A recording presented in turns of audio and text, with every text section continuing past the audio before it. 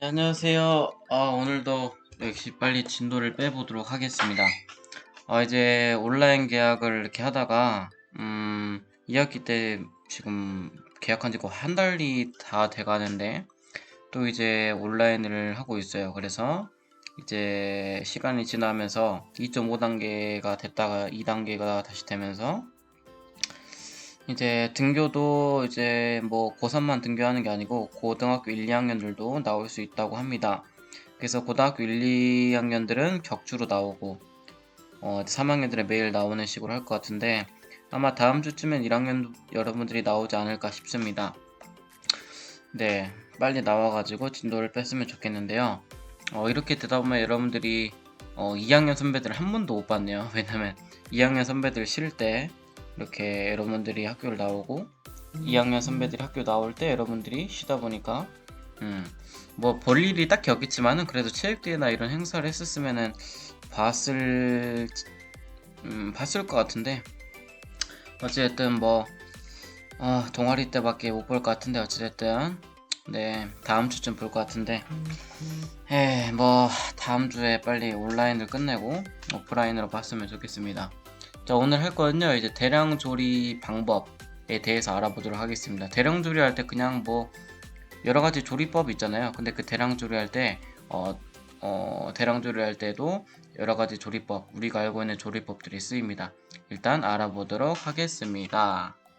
그리고 참고로 지금 코로나지만 환절기라서 지금 막 저녁에 춥고 아침 저녁에 춥고 낮엔 덥잖아요. 그러니까 감기 조심하십시오, 여러분들.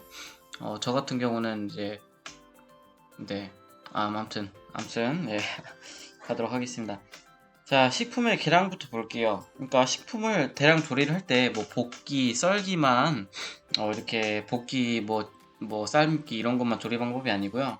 첫 번째 우리가 조리를 할 때 이제 계량을 합니다. 계량. 첫 번째 식품의 계량 나와 있죠. 가로 열고 1번 가로를 닫고 식품의 계량이 나와 있는데 두 가지로 나뉩니다. 무게로 측정할 것과 부피로 측정할 것 두 가지로 나눠요. 그러니까 무게로 측정하는 거는 무게가 많이 나가는 거, 부피로 측정할 거는 약간 이제 뭐 무게보다는 부피가 큰 것들 있잖아요. 그런 것들을 부피로 측정을 합니다. 보면은 그래서 뭐 쌀이나 뭐 고기 같은 것들 그림에 나와 있죠. 쌀이나 고기 같은 것들은 보통 무게를 이용해서 측정을 합니다. 몇 그램, 몇 킬로인지. 그래서 보면은 이제 뭐 여기 무게 측정 부분에서 하나, 둘, 셋, 넷, 다섯 번째 줄 보면은 예를 들어 1.2kg의 무게를 잴 때는 100kg보다 5kg이 바람직하다 이런 것들이 나와 있는데 뭐 100kg 있고 그러니까 대량조리에서는 보통 100kg의 저울을 쓰는데 보통 우리가 실습을 할 때는 보통 5kg 그러니까 맥시멈이 5kg 정도 되는 그런 저울을 쓴다 이 말이에요. 자, 그래서 이제 쭉쭉 아래를 보면은 이제 무게를 측정할 때는 용기의 무게를 고려해야 돼요. 그래서 제가 제빵을 할 때는 이제 저울을 켜고 그 위에 무게를 잴 때 도움이 될 만한 그런 사발을 올립니다. 그리고 여기 사발을 올리면 이제 뭐 210g이면 210g 이렇게 뜨겠죠. 그러면 210g 뜨면은 이 용기의 무게를 빼려면은 0점이라고 써요. 0점. 네, 남자들 군대 가면 0점 사격이라고 하는데 0점을 누르면은 딱 0으로 변합니다. 그러니까 한마디로 사발의 무게를 뺀다 이 말이죠. 순수한 재료의 것만 계량할 수 있다는 의미겠죠. 그래서 무게를 쟀을 때 이게 뭔가 이런 것도 정확하게 알아야 돼요. 그러니까 정확하게 측정을 해야지 조리를 할 때 그 무게와 이런 것들을 고려해서 조리를 하기 때문에 뭐 양파 껍질 같은 경우는 이제 뭐 무게가 얼마 안 나가지만은 이게 당근이 말고 그 생선이라고 하면은 이제 보통 그냥 생선 자체의 무게를 재는데 어떤 것 같은 경우는 이제 살이 발라져서 나온 경우가 있어요. 이런 것들을 정확하게 쓰고 계량을 하는 게 중요합니다. 그러니까 계량을 했어요. 그러면은 이거는 껍질 벗긴 생선, 그러니까 오로지 살만 있는 생선은 몇 킬로다. 뭐 생선 보면 이제 생선 손질이 안 된 생선은 몇 킬로다. 이런 식으로 이제 정확하게 계량을 한 다음에 작성을 하셔야 됩니다. 자, 그리고 부피 측정. 부피 같은 거 보면은 첫 번째 줄에 나와 있어요. 액체의 경우, 그러니까 보통 액체, 그러니까 액체에도 무게가 있어가지고 무겁다고 생각할 수 있는데, 보통 우리가 들어가는 식재료 있잖아요. 뭐 고기나 뭐 양파 이런 것들은 보통 무게를 이용해서 측정을 하는데, 자, 부피로 측정하는 거는 액체. 그러니까 무게가 좀 있지만은 부피로 측정을 한다고 합니다. 어, 그러니까 부피로 측정을 하는 이유는 뭐냐면은 물이나 액체 같은 것들은 이제 두 번째 줄에 나와 있어요. 부피를 측정을 하는 것이 이제 정확하고 더 빠르다라고 나와 있어요. 그러니까 이제 폐기율 같은 걸 고려하는 것들이 아니니까 그러지 않을까요? 폐기율 같은 걸 고려하는 거는 무게를 이용해서 측정을 해서 살이 있는 거 몇 킬로, 살이 없는 거 몇 킬로 이렇게 해야 되는데, 뭐 생선 같은 거 손질해서 해가지고 이제 몇 킬로다라고 이렇게 할 수 있지만은, 이제 생선을 이제 부피를 이용해서 측정해 버리면은 그 부피를 이용해서 측정하고자 하는 그 사발 있잖아요, 사발. 그릇에 생선을 넣습니다. 근데 그 조금씩 남아 있잖아요. 빈틈이 남아 있잖아요. 어떤 식재를 넣어도. 그러다 보니까 빈틈이 있어서 정확하게 부피를 이용해서 측정을 할 수가 없는 거죠. 근데 물 같은 경우는 이제 빈틈 없이 다 가득 채울 수 있으니까 이제 부피로 측정을 하는 거죠. 자, 무게 측정, 부피 측정을 이런 식으로 구별을 합니다. 자, 그래서 이제 여기 써놨는데, 제가 앞에 그림 아래 써놓은 거 보이세요? 1테이블스푼, 1ts. 그러니까 t가 대문자인 게 있고 소문자인 게 있잖아요. 대문자가 써져 있는 첫 번째 1테이블 스푼 같은 경우는 15ml입니다. 액체는 보통 부피로 측정한다고 나와 있는데, 소량의 소량의 양을 측정을 할 때는 또 부피를 이용해서 측정할 수가 없잖아요. 저울을 이용해서. 그러다 보니까 이제 15ml나 30ml를 계량을 한다. 그러면은 무식하게 그냥 뭐 저울을 쓰는 게 아니고요. 그 계량 스푼이 있습니다. 계량 스푼을 보면은 아빠 숟가락이 있고 작은 애기 숟가락이 있잖아요. 아빠 숟가락은 보통 15ml라고 합니다. 그래서 여러분들이 레시피를 할 때 뭐 소량이 들어간 재료가 있어요. 소스 같은 것들이. 그러면은 이제 계량할 때 어떻게 계량을 해요? 숟가락을 펴가지고 너무 가득 따르지 않은 상태 있잖아요. 그 상태가 유지가 되면 그게 15ml라고 가늠 짓는 거죠. 그리고 진짜 조금만 들어가는 것들이 있어요. 그런 것들은 이제 미온 같은 거 조금씩 들어가잖아요. 그러면은 이제 뭐 10ml 뭐 예를 들어서 미온을 탄 뭐 물이 있다. 그러면 그거를 이제 떴을 때 이제 뭐 7ml가 들어간다. 그러면은 이제 뭐라고 할까? 그 애기 숟가락 한 숟갈 반을 뜨면은 이제 7ml가 대충 계량이 되는 거죠. 좀 이해 가시나요? 그렇기 때문에 계량할 때 무조건 저울을 이용해서 하는 게 아니고 뭐 비중컵을 이용해서 하고 막 그러는데, 그런 것들을 이용하는 게 아닌 숟가락으로도 계량을 할 수가 있다. 이 부분을 알아두시면 좋을 것 같습니다. 네, 이제 107페이지를 볼 건데, 일단 106페이지 화면엔 107페이지 나와 있는데 106페이지 맨 아래 보면은 식품의 전처리라고 나와 있어요. 여기에 보면은 첫 번째 줄에 밑줄 그어놓으세요. 다듬기, 씻기, 담그기와 불리기, 썰기 등이 나와 있다고 나와 있잖아요.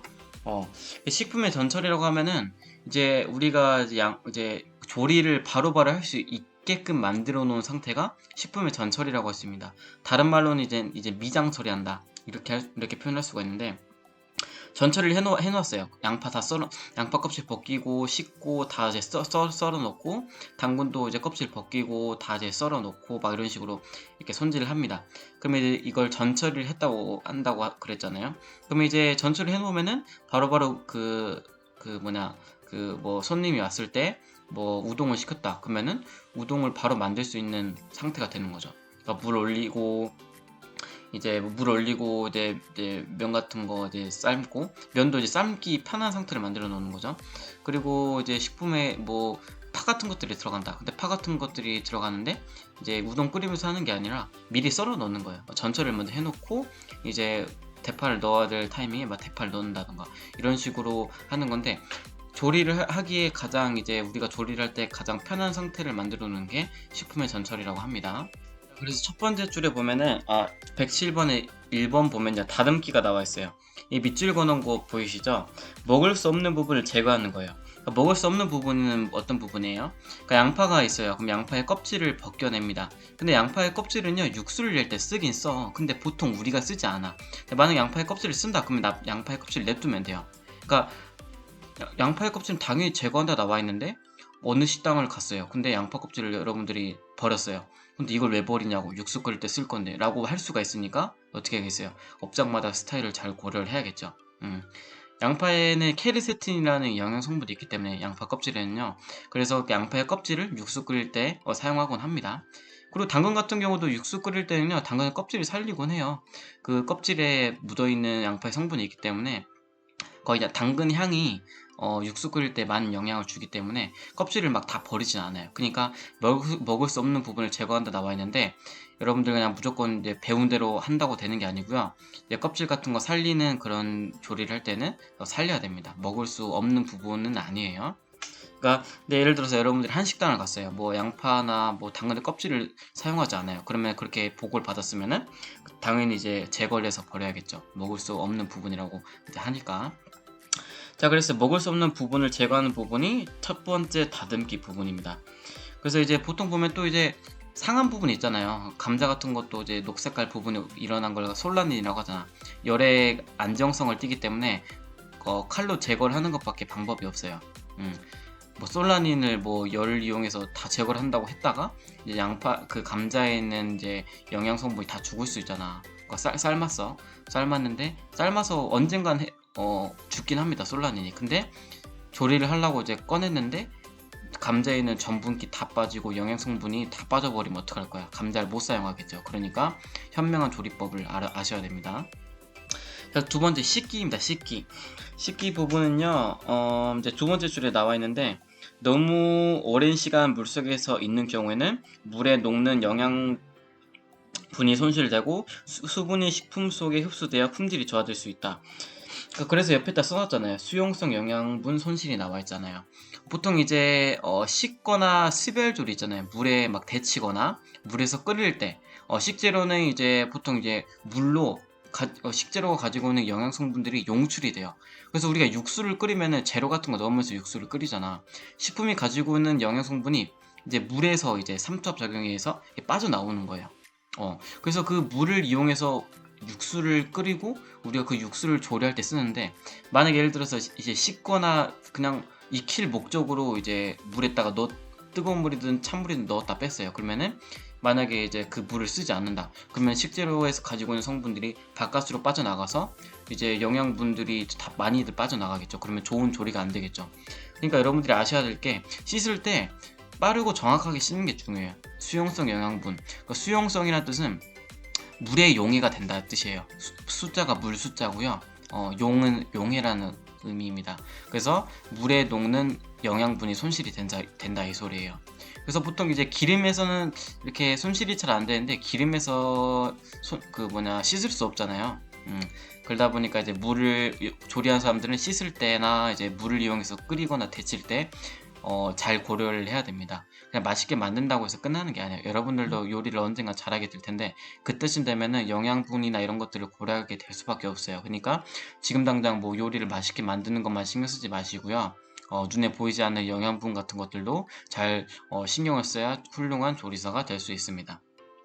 내가 말해도 정말 좋은 말인 것 같아요. 자, 그래서 이제 세 번째 줄에 보면은, 그러므로 식품을 썰거나 잘라서 씻지 말고 통째로 씻은 후 잘라서 조리하는 것이 좋다. 근데 이 부분 정말 좋은 말이에요.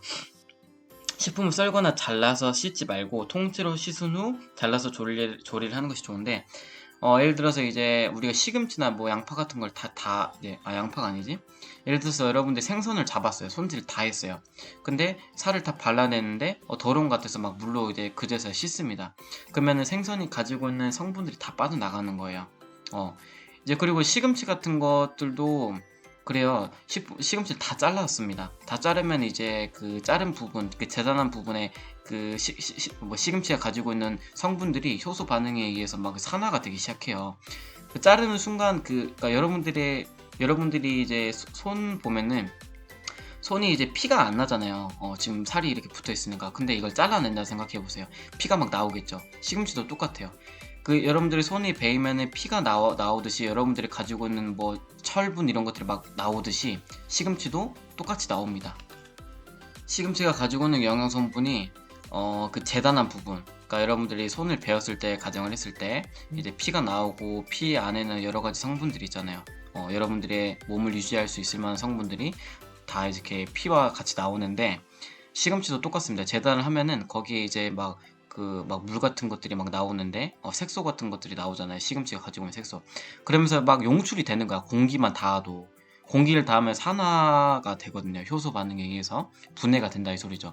그러면서 상하는 거예요. 근데 거기에다가 이제 물을 넣습니다. 그럼 물을 넣으면 씻을 수 있어서 좋을 것 같잖아요. 근데 이제 물에 의해서 이제 그러니까 물에 의해서도 용출이 되는 거야. 그러니까 물이 닿았어. 그 재단한 부분에. 그러면 이제 그 재단한 부분과 물이 닿으면은 재단한 부분에서 가지고 있는 영양 성분들이 물이랑 같이 빠르게 이제 배출이 되는 거죠. 그러다 보니까 여러분들이 어떻게 하시겠어? 다 썰고 씻는 게 아니고요. 일단 씻고 나서, 그러니까 씻기 전에는 재단 안 한 상태잖아. 재단 안 한 상태에서 충분히 여러분들이 재단 안 한 상태에서 씻어도 여러 가지 성분들이 우러 나옵니다. 빠져나와요. 근데 재단을 하고 나서 씻어버리면 어떻게 되겠어? 더 빠져나오겠지. 그러다 보니까 최대한 재단을 하지 않은 상태에서 이제 씻고 재단을 하셔야 됩니다. 아시겠죠? 이거 정말 중요해요. 동태찌개나 이런 거 할 때 진짜 중요한 게 생선을 다 발라냈는데 생선 막 이제 살이나 이런 것도 다 발라냈어요. 그래서 찬물에 담가 넣습니다. 뭐 불순물 제거하려고. 근데 담가 놓은 순간부터 여러 가지 성분들이 다 빠져나옵니다. 그걸 확인할 수 있는 방법은 물에 담갔다가 생선살을 빼보세요. 그러면 거기 막 생선이 가지고 있는 특유의 향들이 물에 많이 남았다면 그만큼 많이 빠져나온 겁니다. 그러니까 필요하지 않은 상황이면은 재단을 하기 전에 씻고 재단을 하시는 게 가장 현명한 방법입니다. 그리고 간단하게 씻을 수 있어요. 재단하고 나서 불순물 같은 거 닦아내야지. 근데 오래 담가주시면 절대 안 됩니다. 아시겠죠? 자, 그리고서 이제 보면은 이제 3, 4, 5 다섯 번째 줄 보면은 생선은 동그라미 쳐놨죠. 생선은 이제 미끈미끈한 점액질과 세균이 식염수에 잘 녹기 때문에 2, 3%의 소금물에 씻는 것이 바람직하다 나와 있어요. 그러니까 생선은 이제 재단을 하기 전에 이제 씻는데 거기 이제 미끈미끈한 점성 물질이 있어요. 거기에는 당과 단백질을 결합한 점성 물질이 나오는데 이거를 물에 씻는 것보다 식염수를 이용해서 씻어내면은 이 비린 물질들이 잘 제거가 됩니다. 그래서 식염수는 2, 3%의 소금물에서 씻는 것이 바람직합니다. 그래서 껍질째로 이제 먹는 요리들이 많잖아요. 그러다 보니까 비늘도 잘 제거해야 되는데 생선 표면에 미끈미끈한 점액질을 식염수를 이용해서 제거하는 것도 정말 중요합니다. 자, 그리고 세 번째 담그기와 불리기 나와 있죠. 나와 있는데 네 번째 줄에 보면은 이제 건미역은 20에서 30분, 건표고버섯은 50에서 60분 불린다 나와 있는데 여기서 고려할 게 있습니다. 열이 높은 물에서 이제 불려놓으면은 이제 향이 파기가 돼. 그래서 이제 온도가 좀 높을수록 잘 불려져요. 온도가 높을수록 이제 식품 안에 들어가는 이제 건표고버섯이 두껍잖아요. 근데 열이 좀 높을수록 잘 스며드는데 향성분과 감칠맛 성분들이 파기가 될 수 있어. 그래서 찬물로 하기에는 시간이 오래 걸려. 그래서 미지근한 물에 용출하는 것이 가장 좋습니다. 근데 이제 미지근한 물에 하는 것이 좋은데 건표고버섯 해놓고 이제 향과 감칠맛 성분을 써놨잖아요. 렌티온이라는 향 성분이 있고 구안일산이라는 감칠맛 성분이 있습니다. 근데 이런 것들이 너무 높은 물에 불려놓을 경우 이렇게 이제 향과 이제 막 감칠맛이 파괴가 되기 때문에 이런 부분을 고려해서 이제 온도 불리는 물 온도를 조절해야겠죠. 자, 그리고 나서 또 위에도 보면은 뭐 도라지, 고사리, 우엉은 등은 물에 담가 놓으면 식품 내에 존재하는 쓴맛, 떫은 맛이 제거가 된다. 그러니까 아까 제가 말씀드렸던 거 있잖아요. 그 물과 관련돼서 씻거나 이제 데치거나 삶을 경우를 잘 고려를 해야 한다 그랬는데 영양 성분들이 다 이제 물로 빠져나간다 그랬잖아요. 근데 그런 것들을 긍정적으로 이용하는 경우는 쓴맛을 가지고 있는 이런 고사리, 도라지, 우엉 같은 거 이런 것들은 대부분 이제 물에 담가 놓으면 영양 성분도 나오겠지만은 우리가 섭취했을 때 많이 이렇게 기분 나빠하는 그런 부분들도 같이 제거가 되기 때문에 이제 물을 이용해서 담가 놓고 불리는 것에 대한 조언에는 이렇게 우리가 먹기 불편한 것들을 잘 빼낼 때 그때는 우리가 담그기와 불리기를 긍정적으로 잘 씁니다. 아시겠죠? 그리고 이제 아까 온도만 잘 조절하면은 건조한 식품들은 온도 조절만 잘하면은 이렇게 최대한 식품이 가지고 있는 고유의 성분들을 잃지 않고 여러분들이 쓰고자 하는 조리하고자 하는 상태로 잘 변형이 될 테니까 담그기와 불리기를 온도 조절과 시간만 잘 고려를 하면은 아주 우리가 긍정적으로 쓸 수 있습니다. 자, 썰기 나와 있는데 오늘 너무 길었으니까 계약하고 나서 다시 복습 같은 거 할 때 정확하고 구체적으로 더 알아보도록 하겠습니다. 네, 고생 많으셨습니다.